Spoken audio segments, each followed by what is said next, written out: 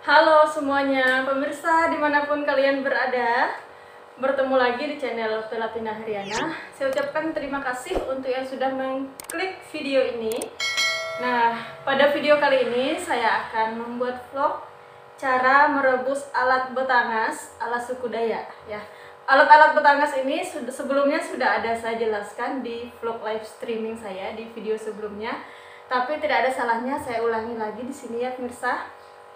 Bahan-bahan betangas yang biasa digunakan oleh masyarakat pedalaman suku Dayak ya, khususnya di daerah saya pemirsa, ada 5 jenis ya, dimana bahan betangas ini fungsinya untuk membersihkan tubuh kita dari berbagai kuman, penyakit, bakteri, bahkan virus ya. Dipercaya oleh masyarakat di kampung ini bisa mengobati berbagai penyakit dan juga mencegah berbagai penyakit. Nah, mengingat sekarang sedang situasi pandemi ya, jadi saya mendapatkan kiriman dari kampung untuk bahan-bahan betangas ini ya, pemirsa. Nah, di sini saya akan sebutkan satu persatu nama bahan betangas ini. Ini adalah tumbuhan yang tumbuh di hutan, di pedalaman ya, dan juga biasanya tumbuh juga di bekas-bekas ladang ya. Jadi ada 5 jenis bahan betangas yang biasa digunakan oleh masyarakat di pedalaman ya, khususnya di daerah saya, di suku Dayak di daerah saya. Yang pertama ini namanya daun kasunso ya pemirsa. Ini daun kasunso, ini ada 2 jenis. Daun kasunso yang ini daun kasunso laki-laki, dan yang ini yang di sebelah kanan saya ini daun kasunso perempuan. Ya, jadi bahan-bahan ini kita masukkan ke panci ya. Daun kasunso laki-laki bahan pertama, bahan kedua daun kasunso perempuan. Kemudian ini batangnya juga kita ambil ya kita. Kemudian bahan yang keempat, ini pemirsa bahan yang keempat, ini daun kampoet ya, daun kampoet.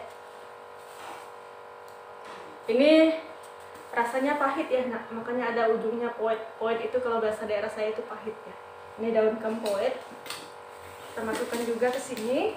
Kemudian ini daun tuba.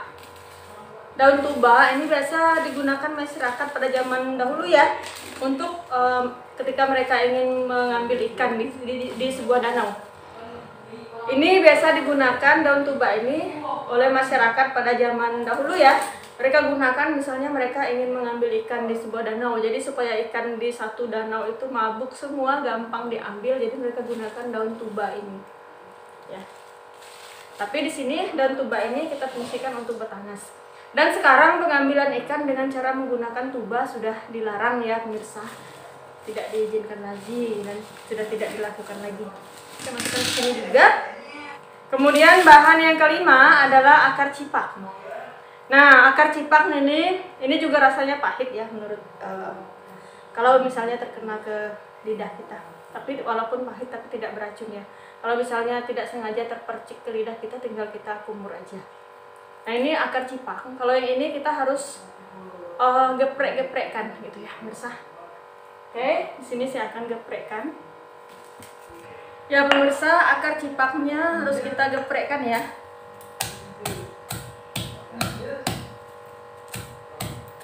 Kita geprekkan karena ini akar-akaran ya, supaya dia bahan-bahan yang terkandung di akar ini bisa tercampur dengan air rebusan bahan-bahan yang lainnya. Makanya harus digeprek karena dia berupa akar ya.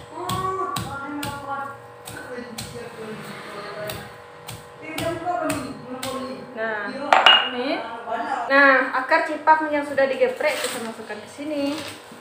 Selanjutnya ini kita tambahkan dengan air ya. Untuk nanti kita akan rebus, kita masukkan air dulu ke sini. Ini pemirsa, kita kasih air.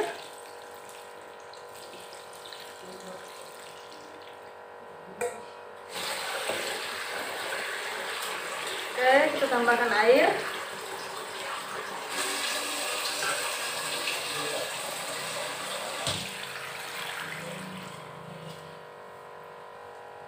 Nah, setelah kita kasih air gini, kita akan rebus ya. Kita akan rebus. Nah, ini kan pasti akan bisa tumpah-tumpah ya. Jadi nanti kita harus lihat-lihat, kalau sudah mulai mendidih kita kecilkan apinya. Nah, jadi bahan petangas ini kita bisa gunakan dengan dua cara.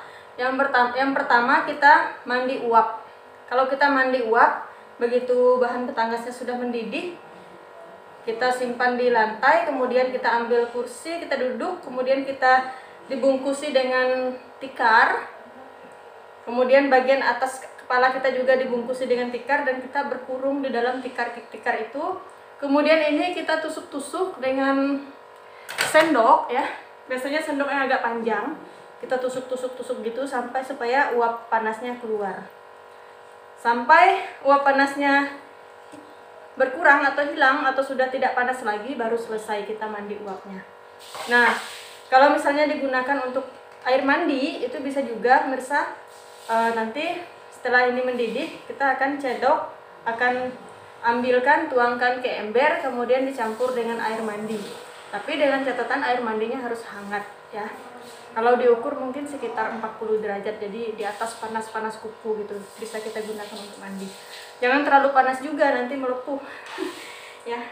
Oke, jadi di sini ini akan saya gunakan untuk bahan mandi ya pemirsa. Dan bisa diulang untuk pemakaian beberapa hari. Jadi nanti setelah kita ambil airnya, nanti kan dingin kan, kita mau mandi sore lagi, mandi sorenya kita kasih air lagi, kita panas, kita didihkan lagi, kita ambil lagi airnya gitu. Jadi bisa digunakan beberapa hari. Kita akan rebus airnya.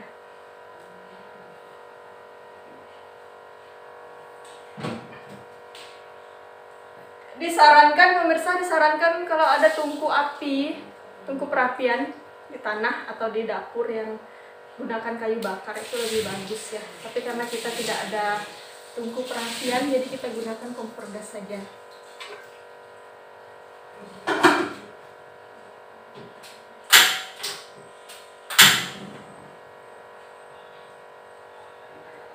Ya, kita akan tunggu airnya mendidih.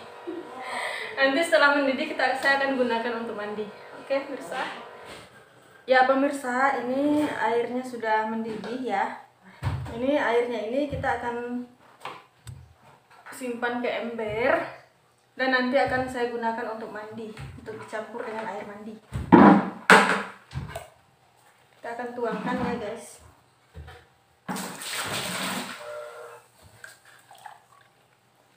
Nah, ini airnya berwarna agak seperti teh ya. Seperti teh. Ini panas ya. Nanti ini yang kita pakai untuk mandi, dicampur dengan air mandi.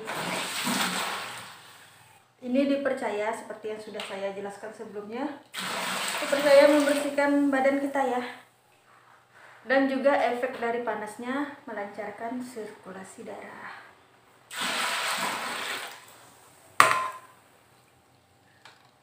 Nah, nanti ketika akan mandi sore, saya akan tambahkan lagi airnya.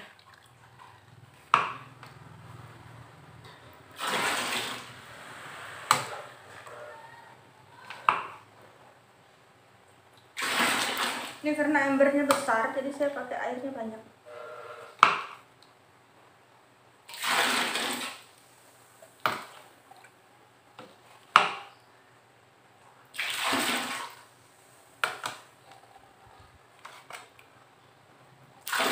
Ya, cukup dulu.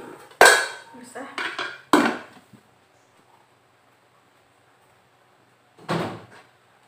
Airnya sudah saya simpan di ember ini. Dan nanti saya akan penuhkan dengan air mandi dan saya akan gunakan untuk mandi. Oke guys, terima kasih sudah menyaksikan video ini. Selanjutnya saya akan mandi. Sampai ketemu lagi di video-video selanjutnya dan saksikan terus video di channel Pelapina Heriana. Jangan lupa supportnya, subscribe, like, komen, dan di-share video ini jika kalian merasakan ada manfaatnya. Semoga menghibur dan memberikan manfaat. Terima kasih.